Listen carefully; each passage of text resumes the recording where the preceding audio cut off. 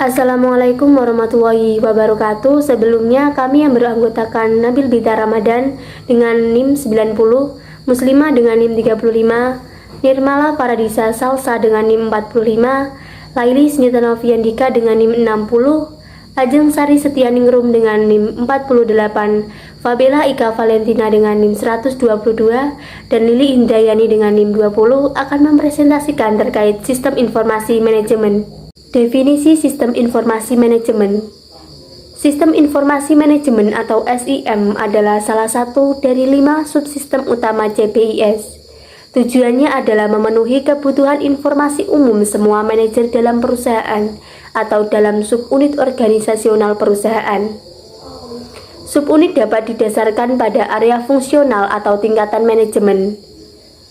SIM menyediakan informasi bagi pemakai dalam bentuk laporan dan output dari berbagai simulasi model matematika. Laporan dan output model dapat disediakan dalam bentuk tabel ataupun grafik. Kemudian SIM menurut para ahli. Yang pertama, L. James Harvey. SIM merupakan prosedur logis dan rasional guna melakukan atau merancang suatu rangkaian komponen yang berhubungan satu sama lain. Kemudian Ludwig von Bertalanffy mendefinisikan SIM merupakan seperangkat unsur yang saling terikat dalam suatu antarrelasi di antara unsur-unsur tersebut dengan lingkungan. Kemudian yang terakhir adalah menurut Tafri de Muhyuzir.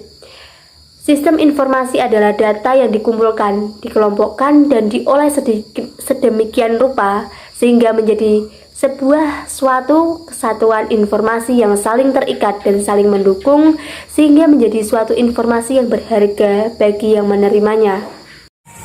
Manfaat sistem informasi manajemen. Pertama, dapat meningkatkan aksesibilitas data yang disajikan dengan akurat dan tepat waktu untuk para pengguna informasi tanpa melalui perantara sistem informasi. Kedua, sistem informasi manajemen bisa menjadi kualitas dan keterampilan di dalam memanfaatkan sistem informasi secara kritis. Tiga, dapat mengantisipasi serta memahami konsekuensi ekonomis dari sebuah sistem informasi dan teknologi baru. 4. Mengembangkan sebuah perencanaan yang lebih efektif. 5. Mengidentifikasikan kebutuhan pendukung sistem informasi. 6. Menetapkan investasi yang nantinya akan diarahkan kepada sistem informasi. 7. Memperbaiki produktivitas di dalam aplikasi pengembangan dan maintenance system. 8. Mengolah seluruh transaksi, mengurangi biaya, serta menciptakan pendapatan. Baik, untuk selanjutnya yaitu tujuan sistem informasi manajemen. Menyediakan informasi yang dipergunakan di dalam perhitungan harga pokok jasa, produk, dan tujuan lain yang diingin manajemen. Menyediakan informasi yang digunakan dalam perencanaan, pengendalian, pengevaluasian, dan perbaikan berkelanjutan. Menyediakan informasi untuk pengambilan keputusan. Untuk materi yang selanjutnya yaitu mengenai fungsi sistem informasi manajemen. Untuk fungsi yang pertama yaitu memudahkan pihak manajemen untuk melakukan perencanaan, pengawasan, pengarahan, dan pendelegasian kerja kepada semua departemen yang memiliki hubungan atau koordinasi. Untuk fungsi yang kedua yaitu meningkatkan efisiensi dan efektivitas data secara akurat dan real time. Untuk fungsi yang ketiga yaitu meningkatkan kualitas sumber daya manusia karena unit sistem kerja yang terkoordinasi dan sistematis. Untuk fungsi yang terakhir yaitu meminimalisir biaya dan meningkatkan produktivitas suatu perusahaan atau organisasi. Untuk materi yang selanjutnya akan dilanjutkan oleh teman saya. Untuk slide selanjutnya yaitu jenis laporan sistem informasi manajemen. Ada 3 jenis laporan dasar pada sistem ini. Yang pertama, dijadwalkan, dibuat secara berkala. Laporan ini menggunakan aturan yang disediakan pemohon untuk menarik dan mengatur data. Laporan terjadwal memungkinkan perusahaan untuk menganalisis data dari waktu ke waktu.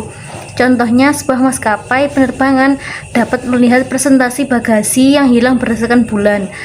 Contohnya yaitu distributor dapat membandingkan angka penjualan dari toko yang berbeda atau parameter lainnya. Yang kedua yaitu ad hoc, adalah laporan satu kali yang dibuat pengguna untuk menjawab pertanyaan. Jika laporan berguna, Anda dapat mengubah laporan ad hoc menjadi laporan yang terjadwal. Yang terakhir yaitu real time.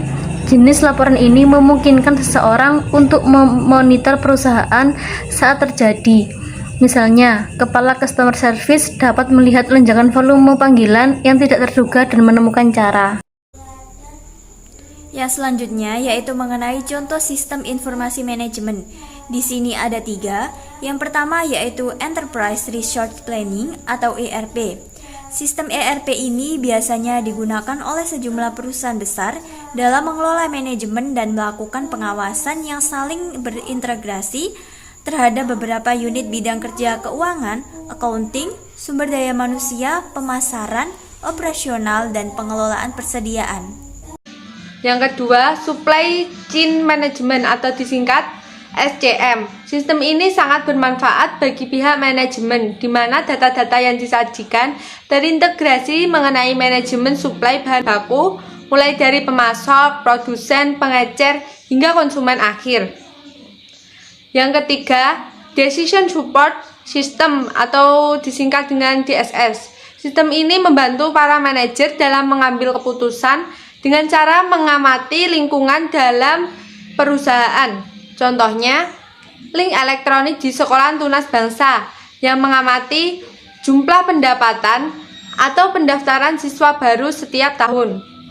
Sekian presentasi dari kelompok kami. Apabila ada salah kata, kami mohon maaf. Saya akhiri. Wassalamualaikum warahmatullahi wabarakatuh.